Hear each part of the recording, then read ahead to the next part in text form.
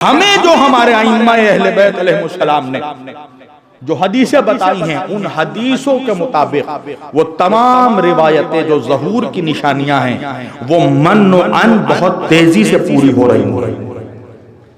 ऐसे तो इमाम के ज़हूर की कई अलामतें हैं, तकरीबन 72 निशानियां हैं, मगर उसमें 6 सबसे हातमी अलामतें हैं। वो 6 निशानियां क्या है, बहुत स्पीड में मैं पढ़ रहा हूं 5 मिनट में।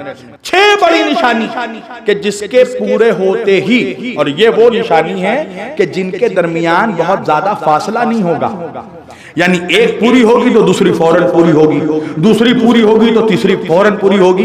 तो उसमें 6 जो बड़ी अलामतें हैं वो ये है, पहला खुरूज यमानी, यमानी का खुरूज, दूसरा खुरूज खुरासानी, खुरासानी का खुरूज, तीसरा खुरूज सुफियानी, सुफियानी का खुरूज, चौथा नफ्से ज़किया का कत्ल होना, पांचवा निदाए आसमानी का आना, और छठा इस सुफियानी का वादिये बैजा में धस जाना, इसके लश्कर का।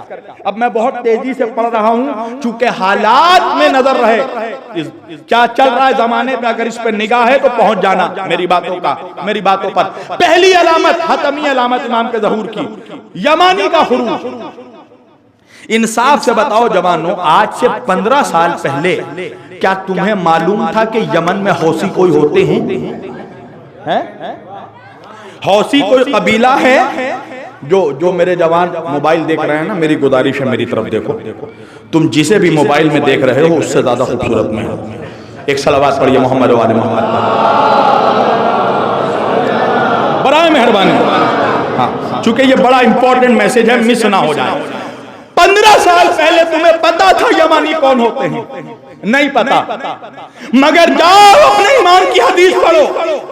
मेरा इमाम फरमाता, छठे इमाम फरमाते हैं, मौला कायनात से भी हदीस ये रिवायत है कि ज़हूर के जमाने में, जिस जमाने में कायम का ज़हूर होगा, उस वक्त सबसे ज्यादा हिदायत याफ्ता अगर कोई परचम होगा तो वो परचम यमानी होगा। यमनी वो होंगे जिनको कोई शिकस्त नहीं दे पाएगा। है? तुमने देखा 4-5 साल की जंग में 15 ममालिक ने मिलकर यमन पर अटैक किया, मगर 15 हार गए, यमन जीत गया।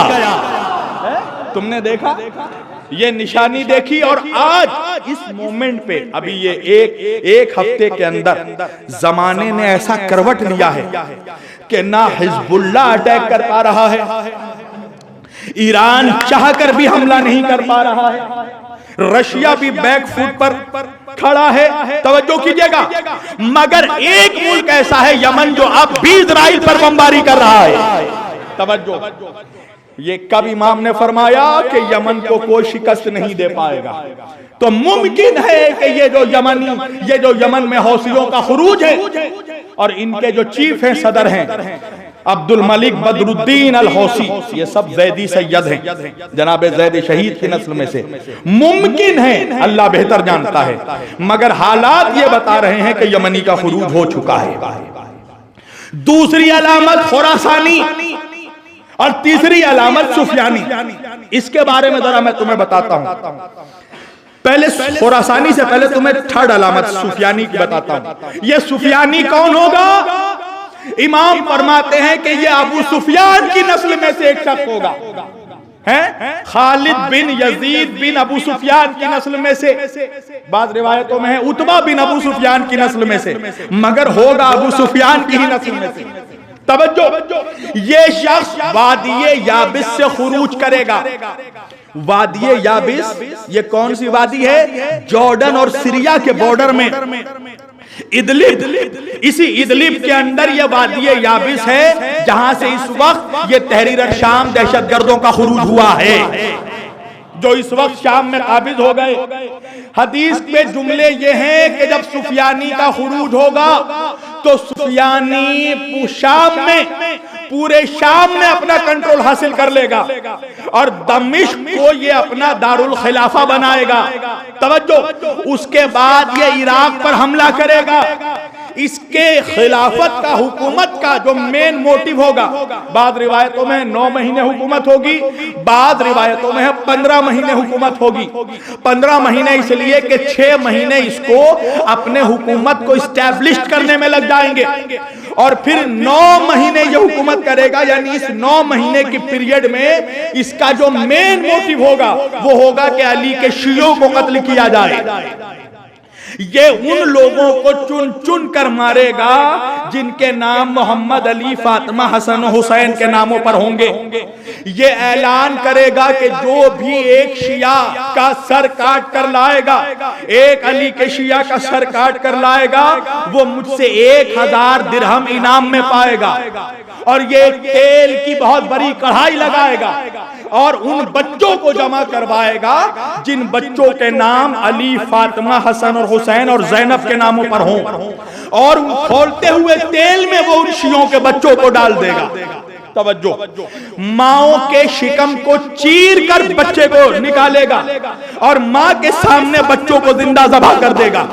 तवज्जो, तो इस सुफियानी के मुकाबले पर जो इनके मुकाबले के लिए जो लश्कर निकलेगा वो लश्कर खुरासानी का होगा। तवज्जो, वो लश्कर खुरासान का होगा जिस लश्कर के सिपा सलार शोएब बिन साले होंगे और जिस लश्कर का सरदार एक सैयद खुरासानी होगा।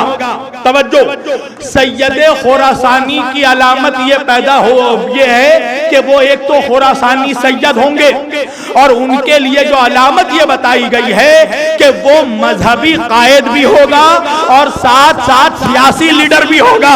तवज्जो कीजिएगा, वक़फ़िल युमना हालून, और उसके दाएं हाथ में कुछ नुक्स होगा, कोई निशानी होगी। अल्लाह जाने आप कहाँ हैं। मैं ये नहीं कह रहा हूं कि आयतुल्लाह खामनाई ही सैयद खुरासानी है, मगर ये जरूर कह रहा हूं कि हदीस में सैयद खुरासानी की जितनी अलामतें वारिद हुई हैं वो सारी अलामतें इस वक्त किसी पे उतरती हैं